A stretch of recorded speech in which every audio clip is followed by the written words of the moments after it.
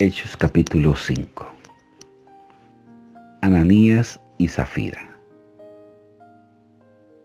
Pero cierto hombre llamado Ananías, con Zafira su mujer, vendieron una heredad, pero sustrajeron del precio, sabiéndolo también su mujer, es decir, coparticipando de este hecho. Trayendo solo una parte, la puso a los pies de los apóstoles. Y dijo Pedro: Ananías, ¿por qué llenó Satanás tu corazón para que mintieses al Espíritu Santo y sustrajese del precio de la heredad? Reteniéndola, ¿no se te quedaba a ti? Y vendida, ¿no estaba en tu poder? ¿Por qué pusiste esto en tu corazón y no has mentido a los hombres, sino a Dios? Al oír Ananías estas palabras, cayó y expiró, y vino un gran temor sobre todos los que lo oyeron. Y levantándose los jóvenes lo envolvieron y lo sacaron y lo sepultaron, es decir, que ni siquiera le hicieron un acto fúnebre. Levantándose los jóvenes lo envolvieron y sacándolo lo sepultaron. Y pasando un lapso como de 3 horas sucedió que entró también su mujer, no sabiendo lo que había acontecido. Entonces Pedro le dijo: dime, ¿vendiste en tanto la heredad? Y ella dijo: sí, en tanto. Y Pedro le dijo: ¿por qué convinisteis en tentar al Espíritu Santo o al Espíritu del Señor? He aquí, a la puerta de los pies de los que han sepultado a tu marido, te sacarán también a ti. Y al instante ella cayó a los pies de él y expiró.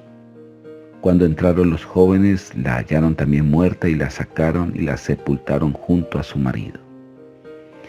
Y vino un gran temor sobre toda la iglesia y sobre todos los que oyeron estas cosas. Impresionante esta historia. Da mucho que pensar, que reflexionar. En ese tiempo, en esa iglesia primitiva, donde el poder del Espíritu Santo era supremamente eminente, como Dios había colocado en el corazón, y esto no se había visto nunca, ni se verá, creo yo, de la gente vender sus propiedades y ponerlos al servicio del Señor. Es como si Dios tomara el control absoluto de mis necesidades y no me falte absolutamente nada. Habían llegado a tal grado de consagración, de unidad, que ni la mentira se admitía de tan semejante mover del Espíritu Santo. Estos hombres que habían conocido, visto, esta pareja, que eran testigos de todo lo que estaba sucediendo con ese mover, por cuestión de codicia, prometen venderlo y darlo todo al servicio, pero en el instante en que lo venden, su corazón maquina sustraer una parte. Uno podría decir: pero si eso era de ellos. Pero tenemos que entender que nada de lo que pensamos que es nuestro es de nosotros. Todo es de Dios. Y ya vemos el resultado. Cómo el Espíritu Santo aún desarrolló un discernimiento impresionante en Pedro.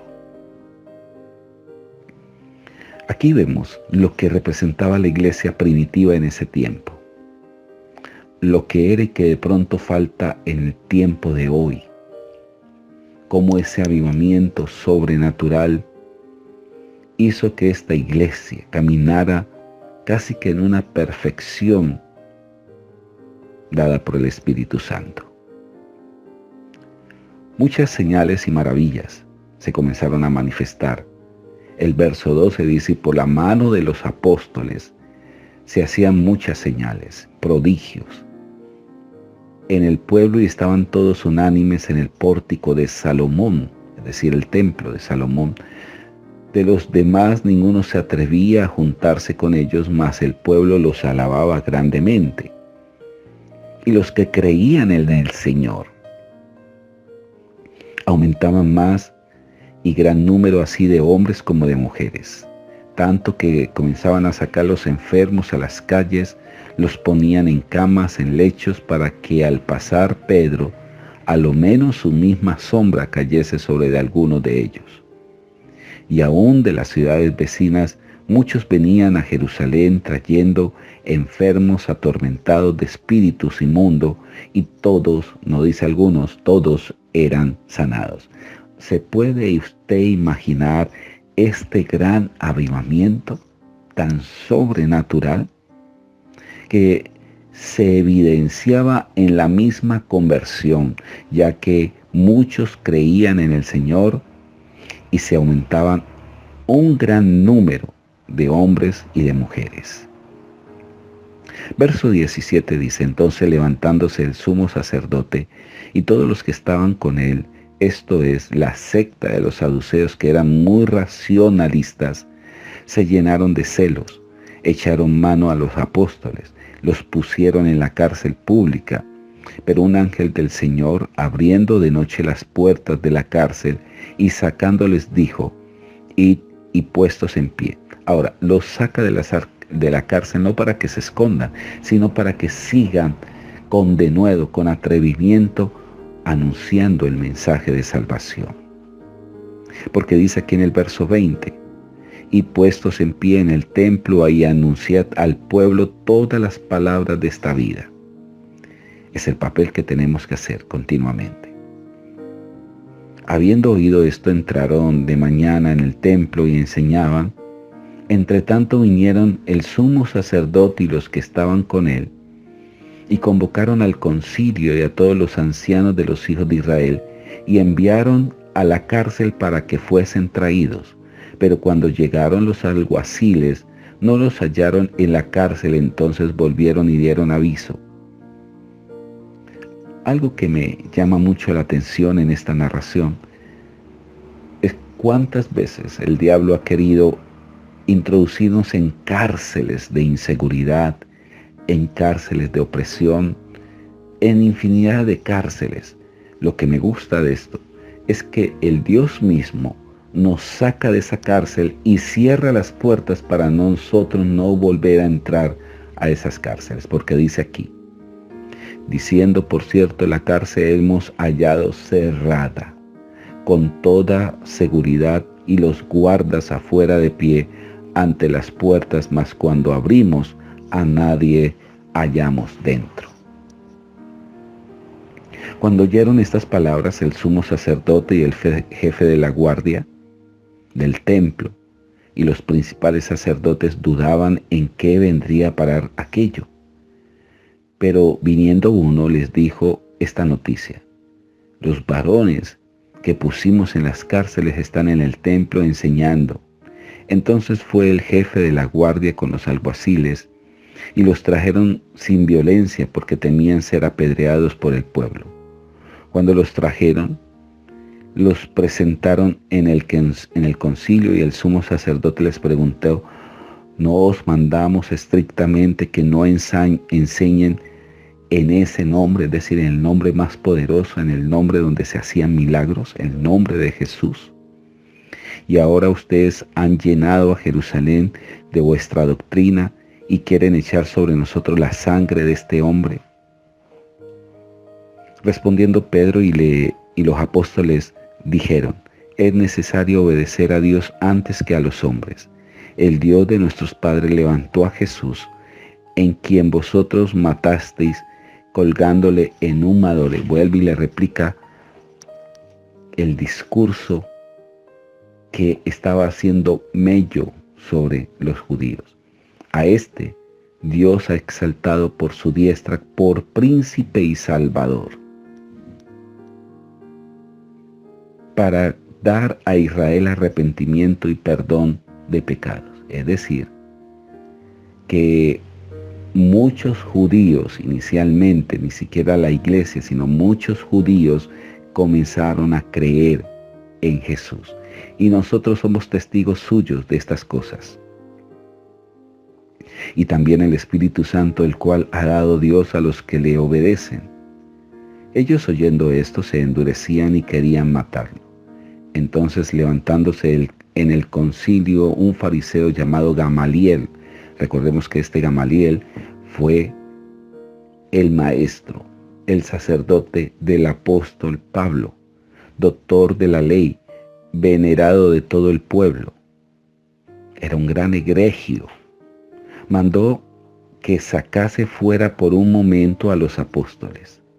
Y luego dijo: varones israelitas, mirad por vosotros los que vais a hacer respecto a estos hombres. Porque antes de estos días se levantó un Teudas diciendo que era alguien, y a este se unió un número como de 400 hombres, pero él fue muerto y todos los que le obedecían fueron dispersados y reducidos a nada. Después de este se levantó un Judas, el Galileo, en los días del censo y llevó en pos de sí a mucho pueblo. Pereció también él y todos los que le obedecían y fueron dispersados. Y ahora os digo, apartaos de estos hombres y dejadlos, porque si este consejo o esta obra es de hombres, se va a desvanecer.